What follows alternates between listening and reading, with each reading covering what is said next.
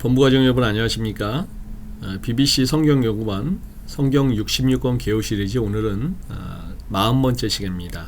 오늘은 우리가 마가복음의 개요에 대해서 함께 살펴보겠습니다. 모든 일은 그 근거를 지니고 있습니다. 세상 만사 근원이나 근거가 없는 결과도 없는 법이죠. 우리들이 귀하게 여기는 신약 성경 중에서 사복음서, 즉 예수 그리스도의 전기도 마찬가지입니다. 마태, 마가, 누가, 요한 복음서도 그 근거가 있는 법입니다. 교회는 옛날 마가복음을 다른 세 복음서의 원조로 인정해 왔습니다. 예수 그리스도의 사역과 교훈을 체계적으로 수집하여 기록한 최고의 복음서가 바로 마가복음입니다. 그래서 마가복음은 다른 복음서에 비해서 분량은 적지만은 그 내용은 굉장히 힘이 넘치고 신선합니다. 마가복음은 종으로 오신 예수님을 증거한 책입니다. 최초의 복음서요. 사복음서 중에서 가장 명쾌한 복음서입니다. 예수님의 생애와 죽음을 솔직담백하게 해설이나 꾸밈 없이 사건 중심으로 기록했습니다. 마가복음에서 예수님은 하나님의 뜻에 즉각 순종하시는 종이시고 사람들의 필요에 즉각 섬기시는 그런 종으로 묘사가 되고 있습니다. 마가복음은 로마에 있는 그리스도인들과 로마인들을 대상으로 기록된 것으로 추정이 됩니다. 왜냐하면 이방인에게는 무의미한 내용, 즉 유대 족보나 율법, 관습은 기록하지 않았고 또 라틴어를 많이 사용하기도 했습니다. 또한 아람어를 번역해 주었기 때문입니다. 마가복음의 별명을 붙인다면은 베드로 복음이라고 할 수가 있습니다. 왜냐하면 베드로가 전한 복음의 기초에서 기록한 것으로 추정이 되고 또한 예수님의 기적 사건이 강론보다 많고 이야기가 상당히 속도감 있게 전개되고 마무리도 급하게 종결되기 때문입니다. 또한 솔직하게 제자들의 무지함을 인정하는 내용도 자주 이렇게 기록된 것으로 볼 때에 솔직하고 열정적인 행동파 베드로의 기질이 상당히 반영된 그 복음서라고 할 수가 있습니다. 제가 예전에 그 설교 시간에 마가 요한에 대해서 설교를 드린 적이 있는데요. 마가 요한이 그 바울과 동행했던 전도 여행에서 이제 그 이 어린 철부지 마가 요한이 거기서 이제 그 중간에 중도 실패하게 되었을 때 바울하고 굉장히 큰 바나바하고 다툼이 있었죠.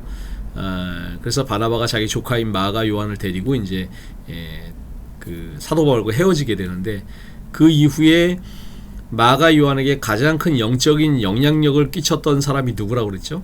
베드로라고 그랬습니다. 그래서 이 마가 복음이 이 마가 요한이 기록한 이 책이 베드로 복음이라고 불릴 정도로 굉장히 베드로의 많은 영향을 받은 것을 알 수가 있습니다. 네. 이 마가복음의 제목은 헬라어로 카타마르콘이라고 하는데 마가에 의한이라는 그런 뜻입니다. 이에 오늘날 모든 성경이 마가복음으로 이렇게 부르고 있습니다. 이 책의 저자는 너무나도 확실하게 마가 요한입니다. 마가 요한은 베드로의 영적인 아들일 뿐만 아니라 베드로의 통역사 역할까지 했습니다. 또한 마가 요한은 바나바의 조카이고 마가의 어머니 마리아는 제자들에게 오순절 다락방을 제공한, 그래서 제가 말씀드렸죠. 이 많은 인원이 다락방에 들어갈 정도면 굉장히 큰 저택을 소유한, 그래서 마가는 굉장히 부잣집 아들이었습니다. 마가는 베드로에게 아들과 같은 동역자였습니다. 원래 아까 말씀드린 것처럼 바울과 바나바의 선교 동역자였죠. 그러나 중도 하차하는 바람에 처음에는 바울에게 인정을 받지 못하다가 후일에 바울과 화해하서 신성한 그 조력자가 된 것을 우리가 발견할 수가 있습니다. 자, 그럼 마가복음은 어디에서 기록이 되었을까요?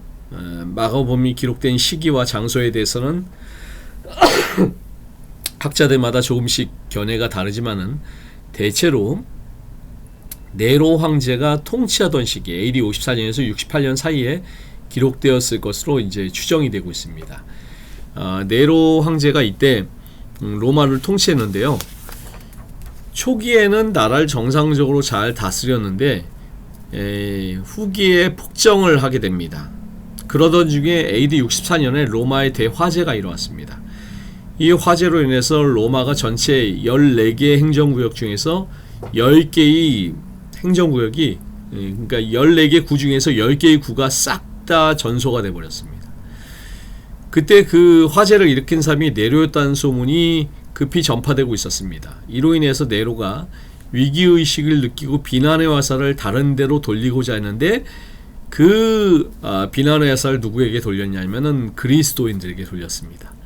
그래서 대대적인 박해가 시작이 되었는데, 기독교인들에게 짐승의 가죽을 입혀서 사냥개에게 찢기기도 하고, 사자의 먹이로 주기도 하고, 또 십자가에 못을 박아서 죽이거나 몸에 기름을 바르고 불을 붙여서 인간 횃불로 그렇게 사용하기도 했습니다. 이로 인해서 기독교인들이 말로 표현할 수 없는 심한 고통을 겪었습니다. 수많은 성도들이 순교당하고 예수님의 제자들마저 한 사람 한 사람씩 순교해 가는 것을 지켜보았을 것입니다. 이런 와중에 당시 생존해 있던 많은 성도들이 큰 두려움 가운데 있을 때에 마가가 이런 성도들 향해서 주님께서 몸소 겪으신 고난과 십자가의 죽음에 대해서 담대하게 써내려간 것입니다. 장차 세상 마지막 날 주어질 햇볕보다 더 밝고 찬란한 그 면류관을 이 성도들에게 제시해 준 것이죠. 마가복음은 사복음서 가운데 가장 짧지만은 어떤 면으로는 가장 힘있고 가장 생생한 복음서입니다. 문체는 간결하고 생생하며 활력이 넘칩니다. 내용면에서는 가끔 다른 복음서가 언급하지 않은 깊은 의미와 깊은 세부사항들을 기록해 놓았습니다. 마태복음이 그리스도를 위대한 교사로 나타낸 것에 반해서 마가복음은 그리스도를 행동하는 분으로 묘사했습니다. 따라서 마가복음은 공관복음의 다른 두 복음서가 기록한 모든 이적들을 다 망라하고 있습니다. 마가복음에서 빈번하게 사용되는 하나의 상투어 중에 하나는 곧이라는 말입니다. 곧이라는 단어는 마가복음에서 50회 이상 사용이 되었는데, 이는 다른 복음서 기자들이 사용한 횟수를 다 합친 것보다 더 많습니다. 이는 마가가 그의 복음서에서 베드로의 협력을 얻어서 기록한 것이 사실이라면, 이 상투어는 필경 베드로의 설교법이 가진 그의 가장 열렬한 방법, 곧 힘이 있고 생생한 베드로의 성격을 반영한 화법이라고 볼 수가 있는 것입니다. 마가는 그리스도의 생애를 주로 연대순으로 기록을 했습니다. 그가 그리스도의 이적과 기사를 강조한 것은 그것에 나타난 하나님의 위대한 능력을 돋보이게 하려는 그런 의도임을 알 수가 있습니다. 이것은 마가가 그리스도의 신성에 대해서 증거하는 기본적인 증거입니다. 이런 방법으로 그리스도의 메시아됨을 증거한 까닭은 그의 염두에 있는 독자들이 주로 이방인으로 개종한 그리스도인들이기 때문인 것입니다. 자, 마가복음의 일반적인 특징을 한번 보시겠습니다. 마가의 강조점은 그리스도를 하나의 종으로 나타내는 데 있습니다. 마태복음에서 그리스도가 왕복을 입고 등장하셨지만, 마가복음에서는 남을 섬기기 위해서 작업복을 입고 허리를 동인 채로 등장하십니다. 동정녀 잉태를 포함한 탄생에 관한 기사가 없습니다. 종의 족보에 관심을 가진 사람이 없기 때문이죠. 박사의 방문이 없습니다. 종이 그러한 섬김을 받지 못했기 때문입니다. 그래서 이 마가복음에 없는 것들을 보면은 그리스도를 종으로 묘사한 것의 특징에 그 일관성이 있음을 알 수가 있습니다. 소년 시절에 성전에서의 일이 없습니다. 그렇지만 당시에 로마인에게 있어서 실제적인 것, 곧 무엇인가 성취할 수 있는 인물이 요구되었기 때문에 소년 예수보다는 성인 예수 그리스도에 더 큰 관심과 더 큰 흥미가 있음을 알 수가 있습니다. 또한 산상설교 없습니다. 마가는 그리스도의 하나의 일꾼, 즉 종으로 제시하고 있기 때문이죠. 구약 선지자들의 인용이 없습니다. 마가는 오직 한 번 구약 성경을 인용을 했습니다. 신성한 칭호가 붙여지지 않았습니다. 마가복음은 그리스도는 조롱받을 때를 제외하고는 한 번도 왕이라고 칭해진 적이 없습니다. 마가는 그리스도를 선생님으로 불렀고요. 다른 복음서 기자들은 주라고 이렇게 불렀습니다. 일곱 번째로 십자가 위에서 그의 일을 다 이루었다는 그런 말씀이 없습니다. 종이 그의 일을 하고 나서 다 이루었다라고 말하지 않기 때문입니다. 여덟 번째로 서론이 없습니다. 짧습니다. 사복음서 가운데 가장 간결한 말씀, 군더더기가 하나도 없습니다. 사실 서론도 없고 바로 본론부터 들어가죠. 아홉 번째로 사복음서에 사용된 12번의 복음이란 말 중에 8번이 마가복음에 기록이 되었습니다. 종의 주된 임무는 복음, 좋은 소식을 전하는 것이기 때문입니다. 열 번째, 아까 말씀드린 것처럼 곧이란 말이 50번 사용되었습니다. 예수님의 구속 활동에 관한 복음으로 즉시, 곧, 그 즉시, 곧바로, 하자마자, 이윽고 이런 반복되는 말들이 계속해서 등장해서 강조되고 있습니다. 쉼 없이 구속사역을 수행하시는 예수님의 이미지를 마가복음이 전달하고 있는 것입니다. 11번째로 전체 16개 장 중에서 13개 장이 헬라어의 카이, 영어의 엔드, 그리고로 시작이 됩니다. 종의 봉사는 연속적인 것이고 전체가 어울려서 하나의 봉사가 되는 것입니다. 12번째는 아람어가 자주 사용됩니다. 보아너게, 달리다굼, 에바다, 아바, 엘리엘리, 라마, 사박다니, 이런 아람어가 마가복음에 많이 나옵니다. 13번째로 문장이 간결하고 직설적이며 정확합니다. 가장 솔직하고 생략적인 화법을 사용합니다. 저자는 자기 해석이 없이 간단 명료하게 사실을 전달합니다. 그 문체는 직접법을 많이 쓰고요. 다른 복음서에서 지배적으로 나타나는 과거형을 쓰지 않고 현재형을 갖다 많이 씁니다. 151회나 현재형을 갖다 사용하고 있어요. 14번째, 비유는 적게, 이적은 많이 기록이 되었습니다. 그래서 마가복음은 행위의 복음, 실제적인 복음이라고 이렇게 많이 불려집니다. 예수님의 말씀보다는 예수님의 행하심에 초점이 많이 맞춰져 있습니다. 한편의 영화를 보듯이 이 사건 전개가 신속합니다. 누가 말하기를 마태와 누가는 예수님의 생일을 선명한 칼라 슬라이드로 보여주기 때문에 정지 화면이 많고, 요한은 잘 그려진 초상화로 보여주고 의미가 많고, 대신에 마가는 한편의 영화로서 보여준다라고 이렇게 설명을 했습니다. 15번째로 마태복음에 나오는 유대적인 관심사나 누가복음에 나오는 의학적인 용어가 없고요. 16번째로 예수님의 감정이 적나라하게 묘사가 되고 있습니다. 예수님의 사랑, 노하심, 불쌍히 여기심, 꾸짖으심, 슬퍼하심, 한숨 쉬심, 이런 감정을 마가가 아주 잘 나타내고 있습니다. 17번째로 순환기사 중심의 복음서입니다. 책의 분량에 있어서 그리스도의 공생애 중에서 마지막 순환주간의 기사가 이 복음서 전체의 3분의 1을 넘기고 있습니다. 예수님의 생애 중에 고난 중시입니다. 탄생이나 유년기 이야기였고 바로 공생애의 이야기로 시작이 되죠. 18번째로 사복음서 중에서 가장 처음 기록됐습니다. 항상 처음이 어려운 것입니다.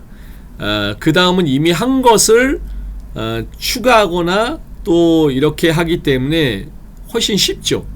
많은 성경학자들이 이 마가복음이 다른 세 복음서들의 기본 뼈대가 되었다. 그러니까 마가복음을 기초로 해가지고 마태나 누가나 요한이 이제 거기에 덧붙이거나 이렇게 해가지고 기록이 되었다라고 이렇게 이야기를 합니다.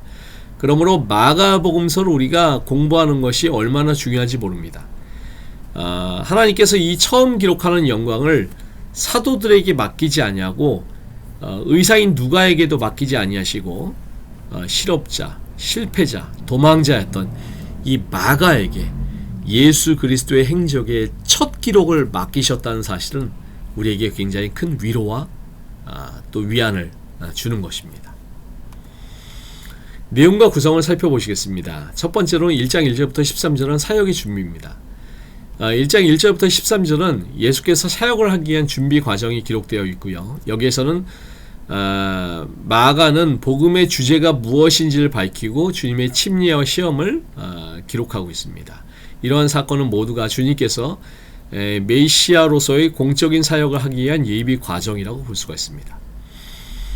두 번째, 갈릴리 사역, 예수는 누구인가? 공적 사역을 위해 모든 준비를 마치신 예수님은 갈릴리에서 그 사역을 시작하셨습니다. 주님의 갈릴리 사역은 크게 초기, 중기, 후기 갈릴리 사역으로 구분할 수가 있고요. 마가복음에서 주님의 갈릴리 사역 중에 일어난 사건들은 모두가 예수는 누구인가에 초점을 맞추고 있습니다. 그러므로 이 사역은 예수를 그리스도라고 고백하는 베드로의 신앙 고백의 절정을 이루고 있습니다. 주님은 이 고백을 기점으로 해서 자신의 정체를 제자들에게 분명히 알려주셨습니다. 그리고 이때부터 주님은 자신이 십자가에 달려 죽었다가 다시 살아나실 것을 말씀하셨습니다. 그런데 제자들은 이런 주님의 가르침을 도무지 이해할 수가 없었죠. 세 번째는 예루살렘을 향하여 제자도의 교훈이 9장 30절부터 10장입니다.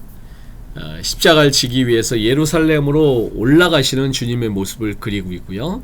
주님은 자신이 누구인지를 가르쳐 주신 후에 제자들에게 자신이 인류를 위해서 예루살렘에 가서 십자가를 지어야 된다는 사실을 여러 차례 반복해서 예고해 주셨습니다. 그리고 주님은 자기를 부인하고 자기 십자가를 지고 나를 쫓지 않은 자는 내 제자가 될 수 없다고 말씀하셨습니다. 이것은 바로 주님을 알고 주님을 따르는 사람들이 걸어가야 될 제자의 도라고 할 수가 있죠. 주님을 따르는 사람들이 걸어야 되는 제자의 도, 바로 자기 부인과 자기 십자가를 지고 주님을 쫓는 것입니다. 그러나 주님의 제자들은 이러한 주님의 가르침을 듣고 매우 두려워했습니다. 이런 모습은 당시 순교의 위협 앞에서 두려워하던 로마교회 성도들의 모습과 굉장히 비슷했습니다. 네 번째는 예루살렘에서 종교 지도자들과의 충돌이 11장부터 13장입니다.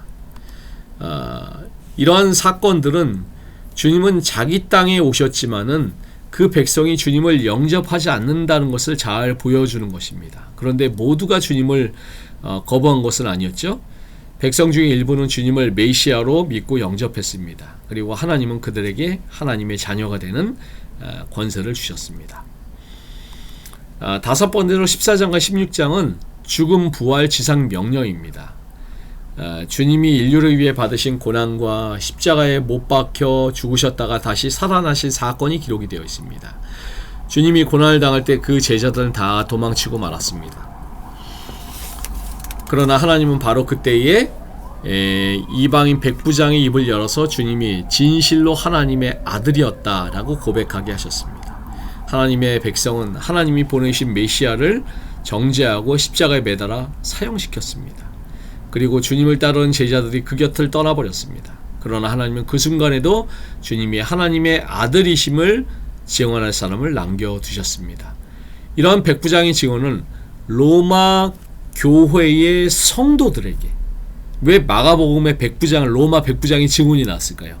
로마 교회의 성도들에게 큰 확신을 안겨주었을 것입니다.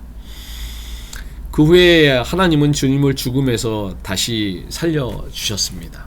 부활을 통해서 자신이 하나님의 아들이라는 것을 능력으로 증거하셨습니다. 그리고 부활하신 후에 40일이 나서 하늘로 승천하셨습니다. 주님을 목격한 증인들, 이 제자들에게 온 세상을 찾아가서 복음을 전하라고 명령하셨습니다. 마가복음은 이와 같이 로마 교회 성도들과 온 세상을 위해서 하나님의 기쁜 소식을 전했습니다. 마가는 로마 교회 성도들과 모든 이방인들에게 하나님의 아들이 인류를 구원하는 속죄의 제물이 되셨다고 증거한 것입니다. 죽으셨던 주님이 다시 살아나셨으며 바로 그분이 하늘과 땅을 다스리는 왕이 되셨다고 증거하고 있습니다. 마가복음은 로마 황제가 아니라 예수 그리스도께서 세상의 주인이라고 증거하고 있습니다. 순교의 위협 앞에 놓인 로마인들에게, 로마 교회 성도들에게 자기를 부인하고 자기 십자가를 지고 주님을 쫓지 않으면은 예수님의 제자가 될 수 없다고 권면하고 있습니다. 이것이 바로 베드로가 증언을 통해서 마가가 로마 교회의 성도들을 위해서 기록한 그런 메시지였던 것입니다. 또 다르게 마가복음을 구성하는 경우도 있습니다. 1장부터 10장은 종으로 오신 예수님의 출현에 대해서, 또 11장부터 16장은 종으로 오신 예수님의 희생에 대해서 기록을 하고 있습니다. 핵심 구절은 예수님이 오신 이유를 나타내는 그런 말씀인 것입니다. 마가복음 10장 45절은 마가복음 전체의 목적을 집약해서 얘기하고 있습니다. 인자의 온 것은 섬김을 받으려 함이 아니라 도리어 섬기려 하고 자기 목숨을 많은 사람의 대속물로 주려 함이니이다. 여기서 인자이신 그리스도, 인자의 온 것은 그 다음에 종이신 그리스도, 섬김을 받으려 함이 아니라 도리어 섬기려 하고, 또한 대속의 그리스도, 자기 목숨을 많은 사람의 대속물로 주려 함이니라. 마가복음을 가리켜서 누군가 이르기를 가장 짧고 가장 확실하고 가장 경이롭고 동시에 세상에서 가장 훌륭한 역사라고 이렇게 기록을 하고 있습니다. 오늘 우리는 사복음서 가운데 가장 최초로 기록된 복음서, 예수님을 종이요 확실히 이 땅에 오셔서 우리를 위해서 일하시는 일꾼으로 묘사한 마가복음에 대해서 우리가 함께 살펴보았습니다. 이 말씀을 펼쳐서 함께 읽으시면서 우리 위해서 지금도 일하고 계시는 진정한 하나님의 종이 되시는 예수 그리스도를 발견하고 오늘 우리가 그리스도의 종으로서 살아가기로 결심하는 우리 모든 본부가족들 되시기를 간절히 바라면서 말씀을 마치겠습니다. 우리 함께 기도하시겠습니다. 감사하신 아버지 하나님, 오늘은 40번째 시간으로 마가복음에 대해서 공부하였습니다. 가혹하게 핍박받는 로마교회 성도들에게 이 땅에 오셔서 진정으로 일하고 계시는 주님, 핍박받고 환난 중에 있는 성도들을 위해서 지금도 일하고 계시는 주님을 그린 이 복음서를 저희가 말씀을 통해 보면서 때로는 세상에서 공고하고 어려운 시험과 환난 중에 있어도 지금도 저희를 위해서 일하고 계시는 우리 주님 예수 그리스도를 이 책 가운데 발견하고 위로와 용기를 얻을 수 있도록 저희와 함께하여 주시옵소서.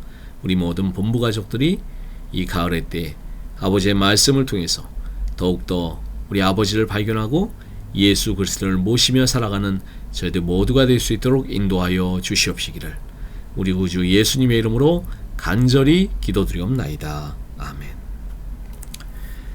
네, 감사합니다. 오늘도 주님 안에서 복된 하루 되시길 바라겠습니다.